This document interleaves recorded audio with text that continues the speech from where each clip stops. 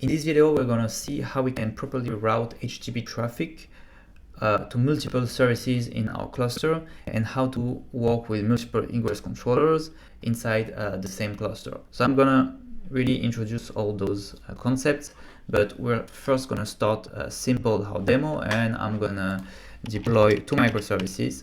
One called user microservice, okay, that just simply runs a lightweight image HTTP echo, and this echo will be hello from user microservice, and it just returns this string, okay. It listens on port 5678, and we're exposing this service, this deployment via a service that we'll call user microservice. Okay, and the port for our service is 80. So as I said in the previous video, any traffic we send to the service at port 80 will be redirected to this container on port 5678. Okay, so I'm gonna apply this. And the second microservice is an admin microservice, very similar to the previous one, apart from the name, which is admin, and the text we output, which is hello from admin microservice. But the container port is the same and the service port is the same.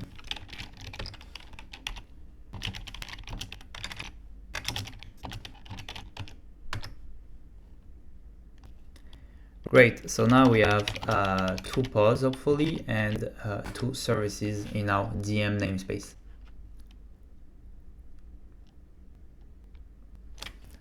Good. So let's check quickly that we can access those services and those pods from within the cluster the way we did it during the previous video.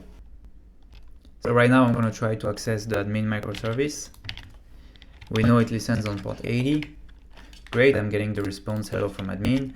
And if I would change that to users microservice, I would get the response from the user pod. Okay, good. Now we're going to try to expose one of our services externally. So what are the options we have to expose those services? We said in the previous video that we could create a node port service, okay, that would open a port on the nodes, and whoever access to our nodes can access the users this service, okay. But again, our nodes are often behind a private network. So what we would have to do is create a load balancer service, and then our cloud provider will create a load balancer that is exposed on the internet. This would forward our request to the microservice, okay? But what if I have 50 microservices on my cluster? Do I have to create 50 load balancers? It will cost a lot of money, I can tell you that. So that's why we have ingress controllers. Ingress controller is one deployment that sacrifices itself and gets deployed via a load balancer service. Okay, so we will have one component in our cluster that is exposed to the internet, and this component will be in charge of forwarding any request it gets to our microservices. How can this controller, this component, forward the request it gets? Via ingresses. So right now, let's deploy the ingress controller. So this command will create an Nginx ingress controller on my namespace, and will assign it the ingress class DM. I'm gonna very shortly talk about ingress classes. Good, the installation was successful. So let's see the pods and the services we have. So we can see that we have a new pod called Nginx demo Nginx ingress controller, and also most important, we have a new service of type load balancer with an external IP address. Okay, so this service is exposed on the internet. So right now I can send requests to this service and I can access my cluster. But how does this service, okay, this ingress controller, know how to forward my request? So that's through ingress. So let's check at the user ingress and we'll see what I mean. this user ingress has one very important key here, ingress class name. Okay, if you remember, we created the ingress controller with this ingress class. Okay, and when we create an ingress controller, we're just assigning him an ingress class to watch. Okay, so we're telling him any ingress that has this ingress class, you have to apply it. So right now, if I would create this ingress with this rule, I would say, okay, ingress controller, whatever request you get with this host, HTTP request you get that has this host and that has this path, forward it to the service users microservice at port 80. Why? Because I want my /users request to be forwarded to the user microservice. Okay, makes sense. So this, by applying this ingress, and by the way, this ingress does nothing by itself. Yeah, this ingress is just a resource that the ingress controllers parses and watches, but the ingress on itself doesn't do anything. So I'm gonna apply this. Good. The ingress have been deployed. Okay, it's unchanged because I already deployed it before. So let's check the ingress. And we can see that the address of the ingress has been assigned the address of the ingress controller. So this shows that the ingress controller is indeed watching that ingress. So right now what I can do, I can send an HTTP request. So curl, right now I'm really on my machine, so I'm gonna have to pass by the internet. I'm gonna put the host that is expecting, which is sarfatech.com. We've said that the port is 80 on HTTP and the path is gonna be users. And boom, I'm getting the response from my user microservice.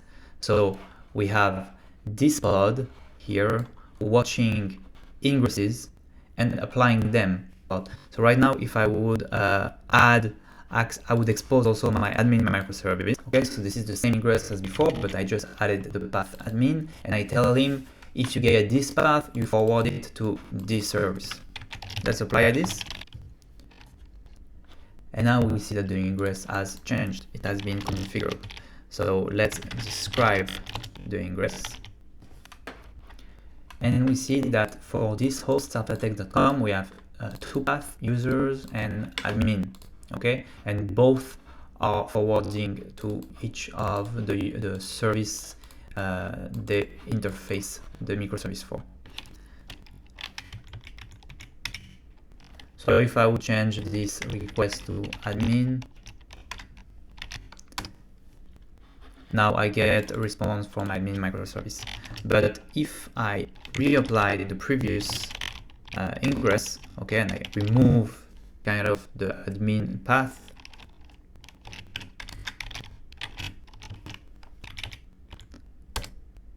then I would see that in my ingress description the admin has been removed. And if I try to send the same request here, I would get not found. Why? Because the ingress controller doesn't find any ingress that is configured to forward a request to the admin microservice with this path. So currently we have two pods, okay, two applications running with one ingress controller on top of it that forwards requests. Now let's add some complexity. Let's say my admin microservice is only accessible by admins, okay, it makes sense. So I do not want my admin microservice to be accessed through the same address load balancer than my users. I want my users to have their load balancer, their address, and my admin to have another one. So what I'm going to do is I'll deploy a second Nginx controller, so on a second namespace. So now I'm going to go to the namespace admin DM.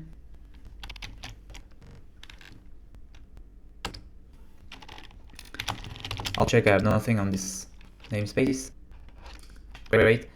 And now I'm going to install the ingress controller, but this time with a different ingress class name. So the ingress class is going to be admin ingress, and the namespace admin DM. Okay, so this is the same command as before. Maybe I'm going to change the name of the Helm installation. I'll call it admin nginx, in order not to have conflicts with my previous one. And I'm going to install the Nginx Ingress Controller. Great, the Ingress Controller is installed. Let's describe the pods and the services as we did before. And now we see that the external IP has changed. So we have another load balancer. We have two ingress controller, meaning two load balancers. So if you remember, the previous IP was AE, AC, AE3, and this one starts with AF1, F1, etc.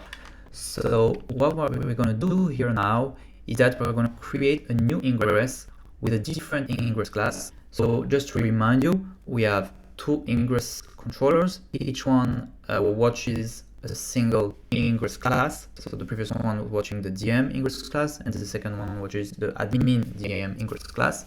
And now I create a second ingress in the admin ingress in class name. So the second ingress controller I've just deployed is going to watch this ingress, okay? And we're gonna tell this ingress to forward all the admin requests, HTTP requests it gets with this host to our admin microservice. So let's apply that.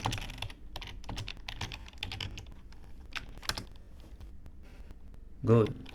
And now let's send a request to our second ingress controller, okay? The second one we send. And we see that this time we really get a response from the admin microservice. So now we see that we have two ingress controllers, one serving the user's flow, and from which we can access the user microservice like that, and another one from which we can access the admin microservice. So this comes very easy when you want to increase the security and minimize the surface of attacks on your microservices, especially on the admin and sensitive resources of your cluster. So that was all for this video. I hope you understood the concept. I'm going to recap. We have ingress controllers, which are our ultimate entry point to the cluster. There are a lot of advantages to having one single entry point to the cluster. The ingress controller is being ingress resources. The ingress resources by themselves don't do anything. So if you would create ingresses without an ingress controller, it would do nothing. The ingress controller is watching one ingress class. Each ingress resource comes with an ingress class name. If the ingress class name assigned to an ingress is one an ingress controller is watching, then this ingress would potentially be fired. And I hope this is more clear to you.